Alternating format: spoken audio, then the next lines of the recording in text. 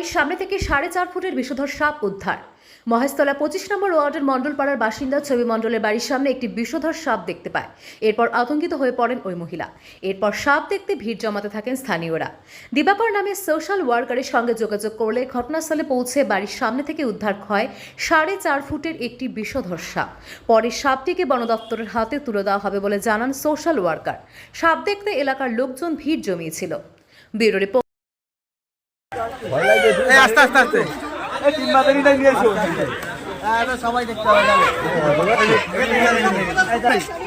সাপটা এদের বাড়ির সামনেই ছিল। অনেকক্ষণ থেকে ফোন করাতে আমি রিসিভ করতে পারছিলাম না, অন্য জায়গায় কাজ করছিলাম। সেখান থেকে এসে এখন সাপটাকে আমি উদ্ধার করলাম, নিয়ে যাচ্ছি, নিয়ে গিয়ে ফরেস্ট ডিপার্টমেন্টের হাতে জমা করবো। এখন দেবাশিস বাবুর হাতে জমা করবো। আপনার নাম? আমার নাম দিবাকর নস্কর। এরকম কাজ আমরা সবসময় করে থাকি। যখনই ফোন করে তখন চেষ্টা করি, আসার চেষ্টা করি। রাত হোক আর দিন হোক, সকাল সন্ধ্যে যখনই হোক আমরা এসে পৌঁছে যাই। যখনই কামড়াবে সঙ্গে সঙ্গে কিন্তু হসপিটাল যেতে হবে। হসপিটাল ছাড়া কোনো রাস্তা নেই, বোঝাপিদ্ধ করা যাবে না। সঙ্গে সঙ্গে যে কোনো সরকারি হসপিটাল মিনিমাম 4.5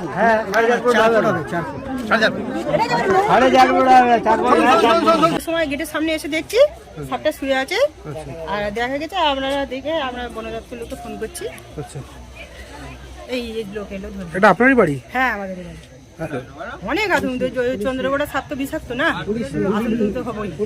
এখন কি ধরা গেছে? হ্যাঁ, এখন ধরা গিয়েছে। খুব ভয় পাচ্ছিল, ঘরে ঢুকতে পারছিল না। কতটা আশ্বস্ত হলেন? না, এদিকে আরো বাচ্চা ঘুরে দেবো সাপ, চন্দ্রকোড়া সাপের বাচ্চা আরো এদিক ওদিক করে ঘুরে দেবো। হ্যাঁ, অনেক বড় আর একটা আছে ওইদিকে ঘুরে। এই জায়গাটার নাম? চন্দ্রনগর মণ্ডলপাড়া। আপনার নাম? ছবি মণ্ডল। আপনারই বাড়ির সামনে? হ্যাঁ, আমার বাড়ির সামনে।